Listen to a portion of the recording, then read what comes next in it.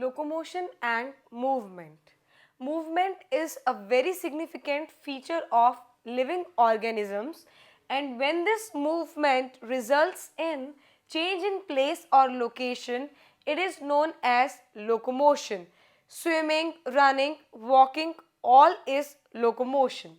Types of movement. There are three types of movement: amoeboid, ciliary and muscular. Amoeboid as shown by macrophages and leukocytes. Ciliary movement, it is shown by internal tubular organs. Muscular movement as shown by limbs, jaw and tongue, etc. Muscle.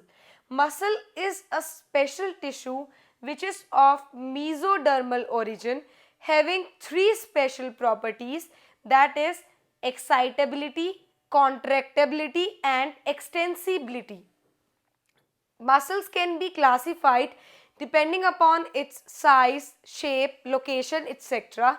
Here we are classifying muscles depending upon their location. We have three types of muscles: skeletal, visceral and cardiac. Skeletal muscle, these are associated with skeletal system.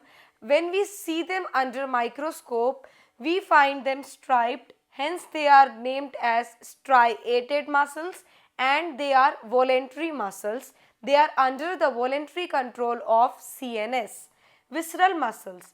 Inner walls of hollow visceral organs is made up of visceral muscles. They are smooth muscles and they are involuntary muscles. Cardiac muscles. Muscles associated with heart are cardiac muscles. When shown or seen under microscope, they are found to be striated and they are involuntary.